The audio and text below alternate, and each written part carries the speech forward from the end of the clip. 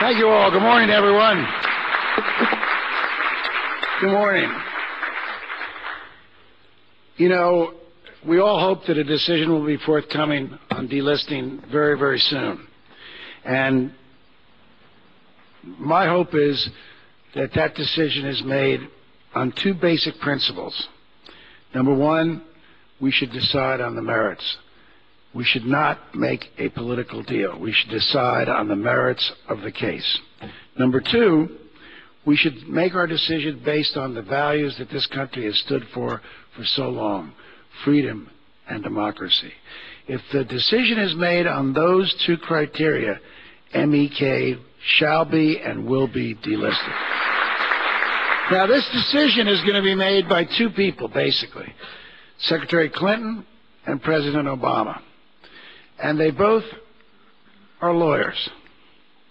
They're both pretty good lawyers. They may not be as good a lawyer as General Mukasey, but they're good lawyers.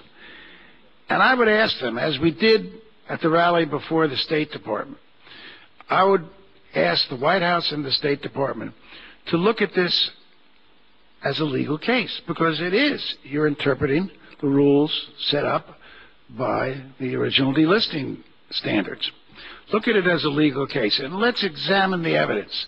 In law, there's something called expert witnesses, and juries are allowed to give tremendous credence to expert witnesses, and that credence that they give to the expert witnesses is even greater when the expert witnesses have first-hand knowledge. Let's look at the expert witnesses who have spoken out publicly about this issue and who have made their opinion loud and clear. First, we have, and you'll be hearing from him soon, the former director of the Federal Bureau of Investigation under both President Clinton and President Bush, Louis Freeh, who is here with us today. He was tasked with having his organization review all of the people living in Ashraf to determine if there were any terrorists.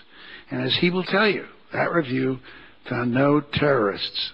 And he has spoken out publicly and has said that MEK should be delisted.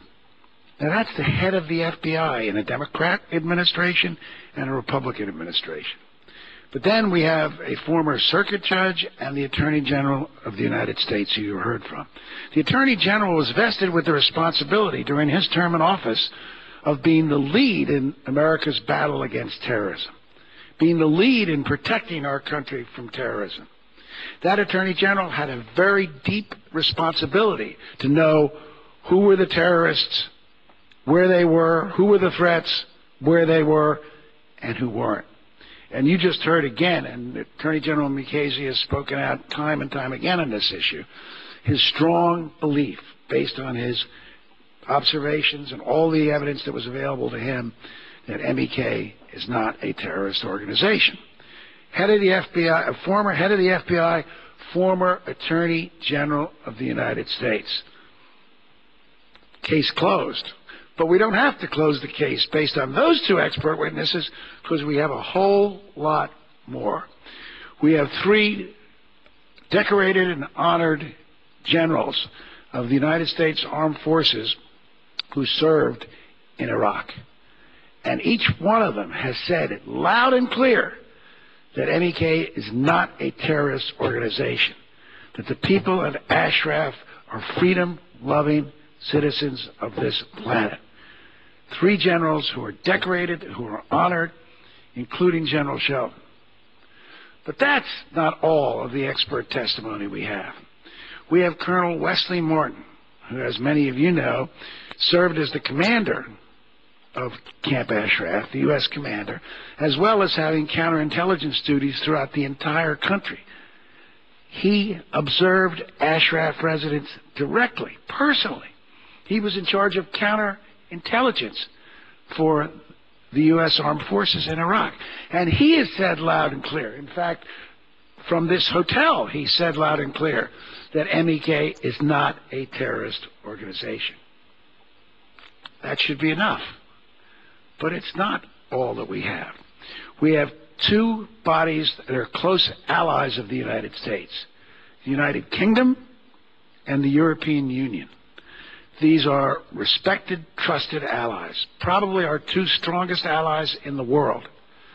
They have, by their recent action, given loud and clear expert testimony that they believe MEK is not a terrorist organization by delisting them from their own lists. So we've got expert testimony, incredible expert testimony.